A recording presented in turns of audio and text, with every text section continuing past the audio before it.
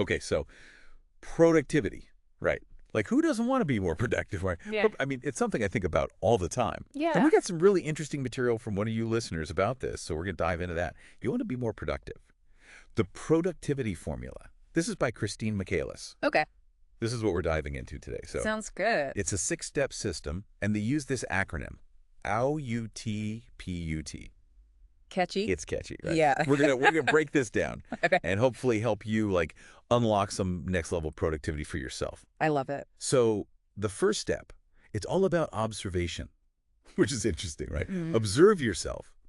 So before we even get to like to-do lists and all that stuff, they want us to kind of look inward first. Yeah.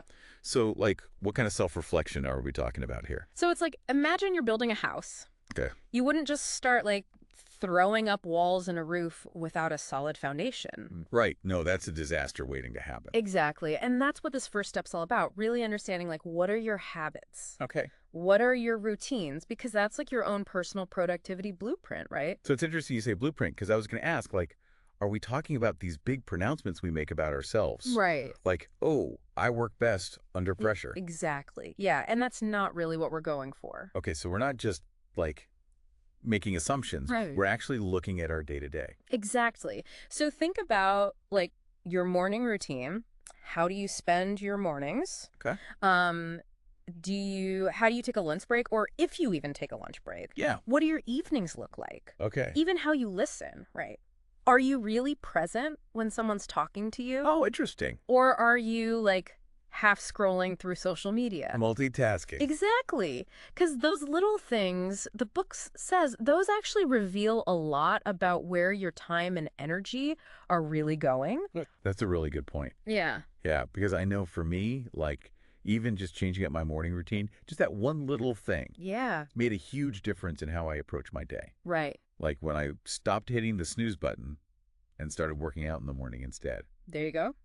Game changer. Mm. So besides our morning routine, besides how we listen, what else does the book say we should be kind of observing about ourselves?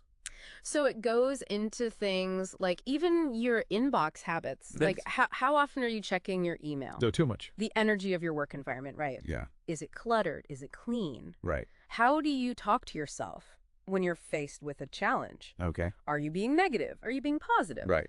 So it's really about spotting these subtle patterns that kind of like shape our day, you know? But don't worry. I mean, you don't have to become like a productivity detective overnight. Okay, that's a relief. Yeah. I was about to say. Yeah. I don't need a magnifying glass and a notepad. No. Okay, so we've observed ourselves. Right. We kind of have a better understanding of like where our time is going, how our habits are influencing our day. Exactly. But then it gets really interesting because step 2 is unbox your motivation. Ooh. I love this. This is like opening a present. Like, what's inside? Tell me, what's my motivation? Exactly. Yeah, we're going to dig deep and see what truly drives you. Okay. The book looks at like internal and external motivators. So Sure. external motivators, Yeah. think like deadlines, rewards, Okay, those make sense. right? Those are coming from outside. Mhm. Whereas internal drivers, it's like your own personal why. Okay. So it's like, I don't know, it's the difference between cleaning your house because you've got company coming over, or cleaning your house because you genuinely like a tidy space. Right. So it's toward versus away from kind of thing. Exactly. Like, I am motivated toward this positive thing, or I'm like running away from like a mess in your example. Exactly. Yes, exactly. Oh, that's so true. Yeah. Yeah. I know what works better for me. But how do we like unpack the internal stuff? Right. Like what motivates me? Right. So the book goes into personal values, which are like those guiding principles that shape your choices. Okay. So think about it. If one of your top values is like creativity, you're going to be way more motivated to tackle projects that let you like be creative. Right. Like 100%. Right. Because you get in that flow state Exactly. when you're doing something you love and it's aligned with your values. Yeah, you're passionate about it. Yeah. See, for me, like one of my top values is like learning. Okay. I love to learn new things. Give me a podcast, give me a book, an interesting conversation. I'm there. Yeah. Like I'm a sponge constantly, Would love that. which I guess is why I love hosting this show. Yeah, that makes sense. See, I'm connecting the dots in real time. See, you're already doing the work. Look at that. Yeah, it's powerful stuff. It is. I love these little aha moments. Yeah. So we've unboxed our motivation, but now, dun dun dun, we have to face the music. The scary part. The scary part, the part we've all been waiting for, which is step 3, tackle your distractions. Oh. And let's be honest. Yeah. Like, who here has not gotten distracted Right. down some internet rabbit hole? All the time. Like, it's so easy to do. Go worst. So what does the book say about those distractions? So the book actually doesn't shy away from like those common pitfalls. Okay. Like it calls them out. So Okay. smartphones, obviously. The biggest culprit. Right. That pile of laundry that suddenly seems really important when you have a deadline. Oh, 100%. Or like that thing you've been putting off and suddenly you're like, oh, I need to organize my junk drawer. Yes. And then multitasking, which we all know, The worst. doesn't really work. Right. It's just doing a bunch of things badly instead of one thing well. Exactly. You're not doing anything well if you're multitasking. You're right, 100%.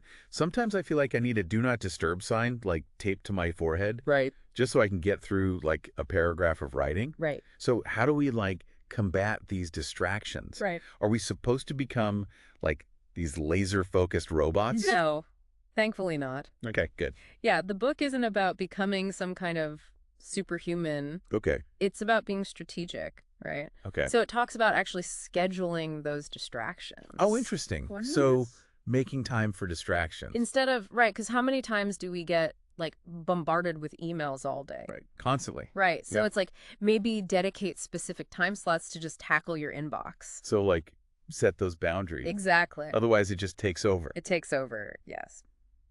Okay, so we're back, and I am ready to keep unboxing this whole productivity thing.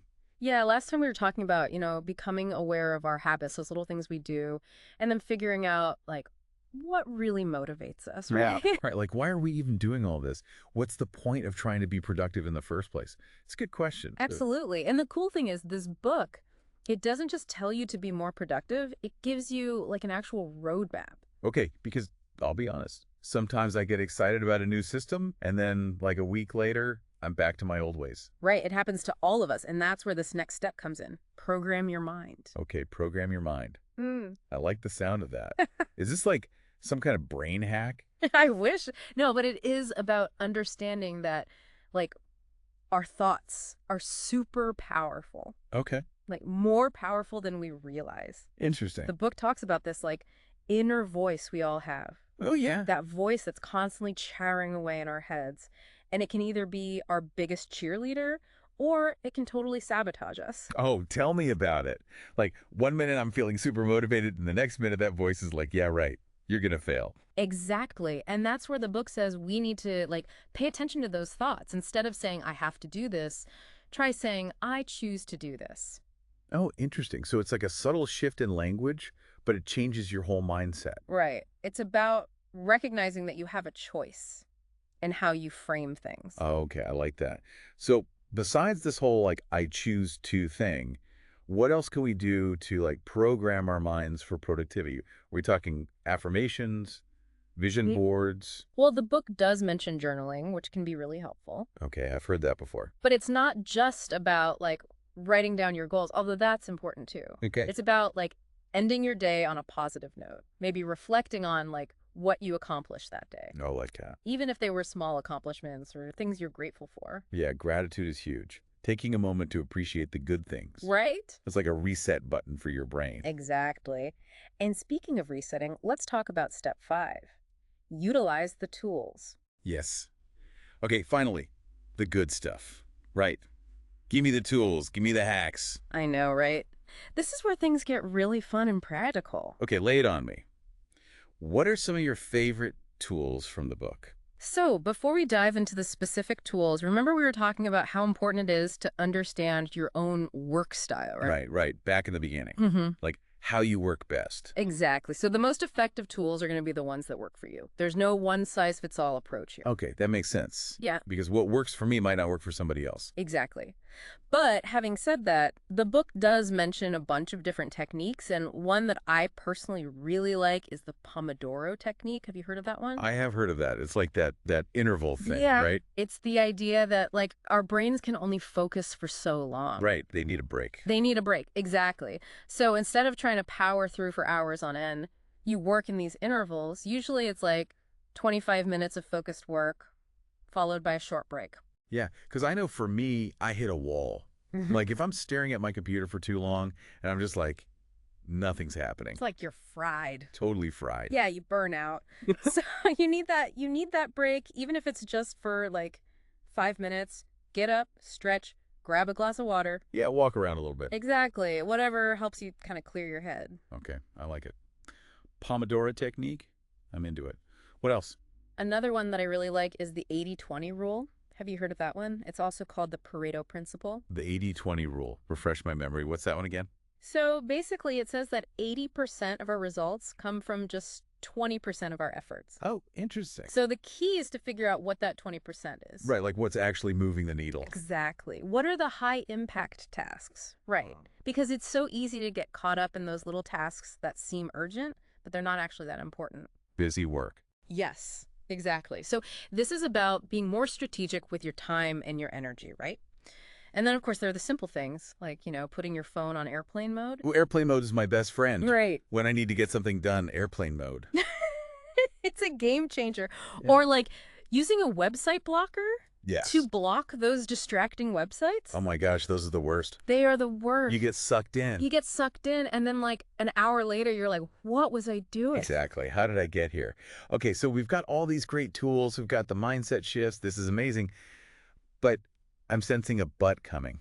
There is a but coming. Okay. Because even with the best tools and like the best intentions, there's still one piece missing. Okay. And that's turning all of this into habits. Ah, yes. That last step. The consistency piece. Yeah, Exactly. The hardest part. That's where step 6 comes in, to be continued. To be continued. Okay, that's an interesting way to phrase it. Like, are we in a movie? I know, right? Like there's going to be a sequel. Right. To be continued, back again. Can you believe we're already on the last part of our deep dive into the productivity formula? Time flies when you're hacking productivity, right? It really does. And we've covered so much already, like how we can like reprogram our brains and stuff. But I get the feeling this book is not done with us yet. You're right. It's not enough to just know the tools and techniques. Right. We got to figure out how to make them stick. Yes. Because, okay, full disclosure, I've tried a million productivity systems. Yeah. And I'm gung-ho for like a week, maybe 2. Right. And then I fall off the wagon. Like, how do we make it last? That is the $1,000,000 question. Yeah. And that's where this last part comes in. It's all about building those systems and habits that like support us even when we're not feeling motivated. Okay, so what's the secret? How do we go from like sporadic bursts of productivity to like that consistent flow? Well, the book talks about a few things, and one of them is goal setting, but not just any kind of goal setting. It introduces this framework called Achieve. Achieve. Okay, tell me more. So it stands for as if now, clear and specific, hittable. Hittable. I like that. Right. In a positive direction, exciting, verifiable, and ecological. Okay, that is quite the acronym. Definitely a step up from SMART goals. Right. And what I love about it is that it emphasizes creating goals that really resonate with you. Like, what do you actually want to achieve? Okay, so give me an example. How is this different from just like writing down a regular goal? Okay, so let's say your goal is to write a book. Okay, I like it. Instead of just saying, I want to write a book someday, the as if now part of achieve would be like, I am a published author. My book is inspiring people around the world. Oh, I love that. So you're like already there. Exactly. You're embodying that identity. And then the hittable part, that ensures that your goals are actually realistic. Oh, that's important because there's nothing worse than setting yourself up for failure with some crazy goal you're never going to reach. Exactly. You want to make sure your goals are ambitious, but also achievable. Okay, so we've got our amazing, hittable, achieve goals in place. But what about those days when, like, even with the best of intentions, we're just not feeling it? Oh, it happens to all of us. And that's where self-care comes in. Like, we can't pour from an empty cup. Okay, self-care. That's a big one these days. It is a big one, and for good reason. But what does that actually look like, like in terms of productivity? So it's about prioritizing those things that nourish you, like whether it's exercise, sleep, spending time in nature, whatever fills your cup. So it's not selfish to, like, take a break. It's not selfish at all. It's essential because when we take care of ourselves, we're able to show up as our best selves in all areas of our lives. Okay, I love that. So we've got goals, self-care, anything else. This is great. One more thing, and it's my favorite.